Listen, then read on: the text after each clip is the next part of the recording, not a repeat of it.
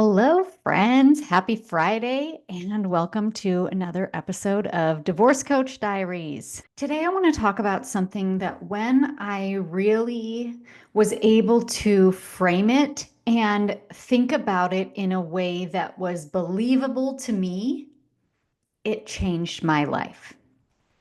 I know that sounds really dramatic, but it feels really true to me. And that is the idea that it does not serve me to think of myself as a victim. And I know this idea can be really, really triggering when you are dealing with the consequences of somebody else's behavior. Because thinking of yourself not as the victim really closely is followed by a thought something like, well, if I'm not the victim, then I'm the one causing this. Is that what you're saying? And it is not what I'm saying, and it is not how I feel at all. So hear me out while we flush this out a little bit together today.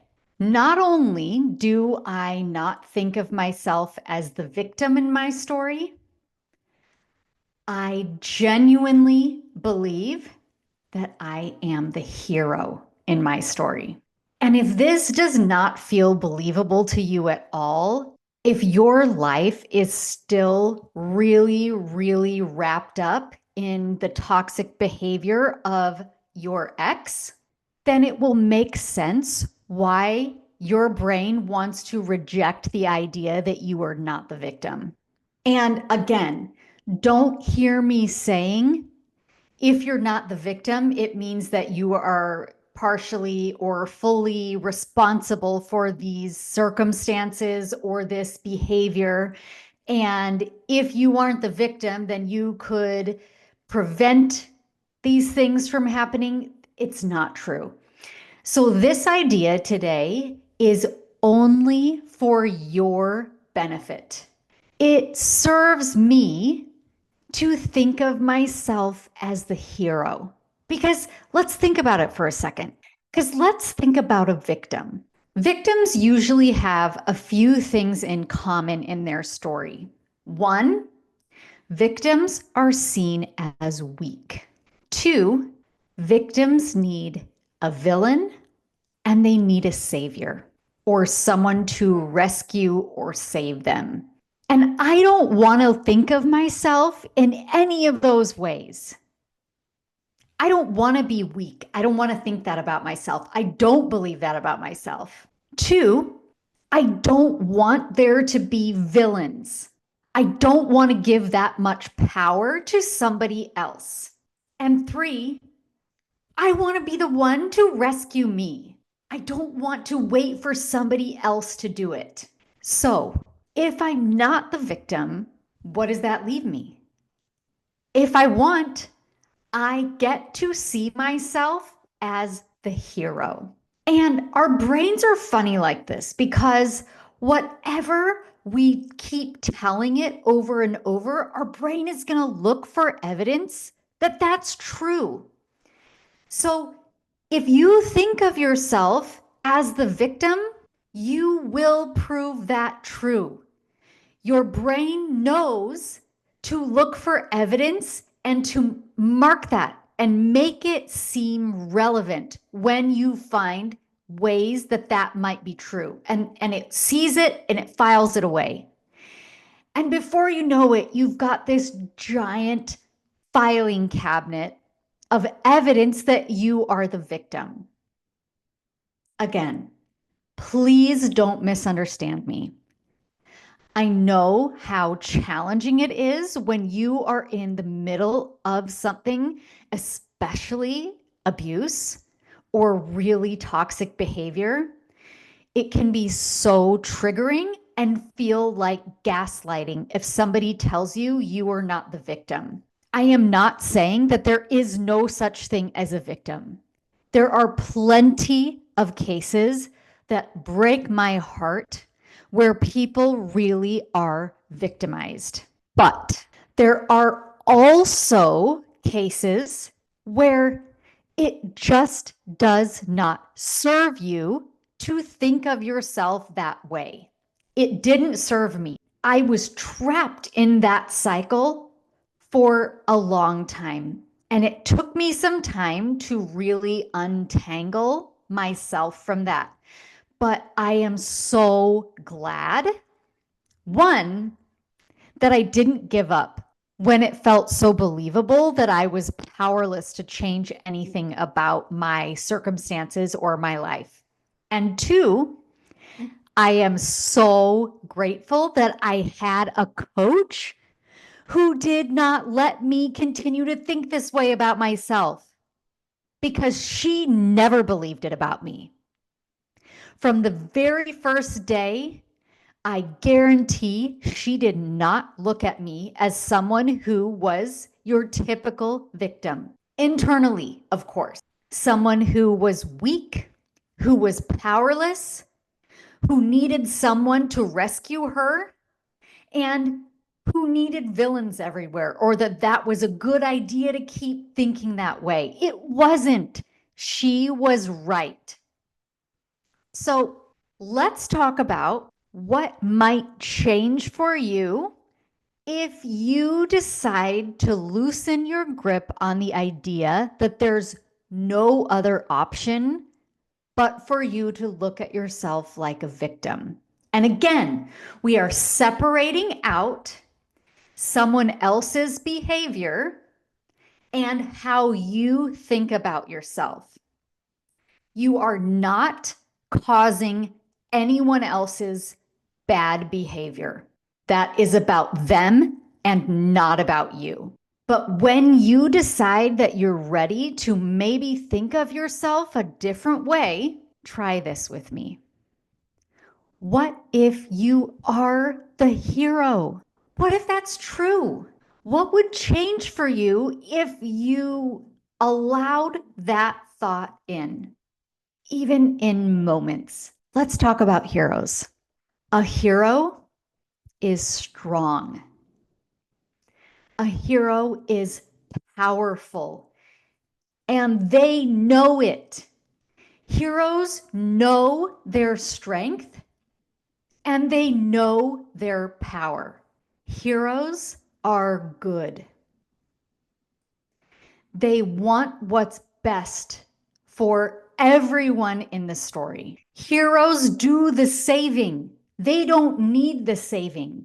So, what if this is true for you? What if you actually are the hero in your story? Because some of you listening might not look at yourself as the victim anymore, but sometimes we move into more of a just neutral space where you're not a victim, you're not a hero, you're not a villain, you're just there. And while that is a step in the right direction, there is so much more available to you. It takes intentional work to actually believe yourself to be a hero. And we're not talking about this selfish or sociopathic or narcissistic type view of yourself where you're better than everybody else and you don't need anyone else. You know, that's not what we're talking about. We're simply moving your thoughts about yourself from a weaker place to a strong, powerful, empowered place. And it might take a while. You might just have to inch yourself along, and then there will be days or weeks where maybe due to things outside your control, something might happen that just puts you right back down and makes it feel like this is so unfair and that you will never be free and that there's no other options than to feel like a victim or to feel victimized. And that's okay. Be gentle with yourself. But when it's available to you, don't stay there. Because moving out of the victim mindset will serve you. Think about the different choices that you might make if you don't feel like a victim in your life. You might finally feel the courage to actually make choices, to move forward and to not wait for things to happen to you. Heroes make things happen. Here's another thing about heroes. Heroes don't need things to be easy. We don't become strong like a hero with ease. And I know that, again, this is such a challenging topic or idea when you have been at the hands of somebody else's really toxic behavior. It's so easy to think, I wish my life was easy. But really, growth and strength don't come from ease. Greatness does not come from ease. So I have this card that my grandma gave to me last year. And she specifically didn't write on the inside of it because she said, I want you to keep this until you don't feel like you need it anymore. And then I want you to give it away to somebody else. I haven't given it away because it makes me feel strong. So I keep this card on my bathroom counter, just kind of stuck in the corner of the mirror. And I look at it every day. And here's what it looks like. And it says this. Now, every time I witness a strong person, I want to know, what dark did you conquer in your story? And in big, bold print, and this is the part that I read to myself every day or look at every day, mountains do not rise without earthquakes. And it's true. Greatness does not happen from ease. You don't become physically strong by just sitting around. You literally have to break down your muscles so that they build back up stronger. A lot of days, building up your muscles so they become stronger hurts. It hurts and it sucks.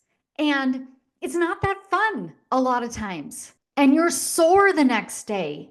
And it's hard to go back. But that is how strength is built. It's how it's built on the earth. And it's how it's built inside of us as well. If we want to become strong, we're going to have to do some hard things.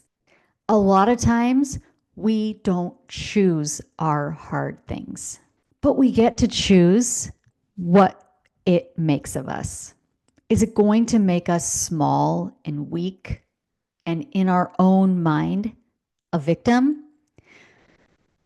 Or are we going to let it make us into a strong, powerful, amazing person who can handle hard things? I want that for you, and I know it is available to you. I believe it about myself, and I am no different at all from anyone listening. And I'm not perfect at it. I have plenty of days where feeling like the hero just is not available to me. And that's okay. I let myself be where I am. I let myself feel sorry for myself and feel like a victim and all the things that are normal. But then I don't let that last. I don't let that be the end of the story. I'm going to be the hero in my story, no matter what. That's how my story ends. I already know it. I've already decided. And I'm going to work proving that true because I want that to be true and it is up to me. I get to decide. And you might be thinking, well, that's great for you, but you don't know my story. I promise you, feeling like the victim in your own mind is not the only thing available to you. And if you can't see it, I can, and I will help you see it. And as long as you need to feel like the victim, I will sit next to you. But it's really easy for me to see all of your strength and point out all the ways that I see a hero inside of you. Even without knowing you yet, I believe it. Friends, thanks for joining me today. Please let me know what you think. I'd love to hear from you. And I would love to talk to you if you feel like you're stuck in the victim space in your head and you want to try to get out of it, even just a little bit. Book a free call. Let's talk about it. I'm not judging you for feeling like a victim. We've all been there. But I also know that it's not the only thing available to you. So if you think maybe you might want to try to feel a little bit different, even if it feels totally unattainable to you, give it a shot. It's totally free. Go to my website and book a free session. megthedivorcecoach.com/mini session. Let's talk about it. Let's see if we can move your needle just a little bit closer to the hero side, because it feels so much better to think of yourself as the hero in your story. And I promise you, I can find so many ways that that's true. They're there, but if you're stuck in the victim place in your head, you just can't see it anymore. So come and find me. TikTok, Instagram, Facebook, Meg the Divorce Coach, or visit me on my website and book a free session, and I would love to talk to you. Have a great weekend, friends. I will see you next week.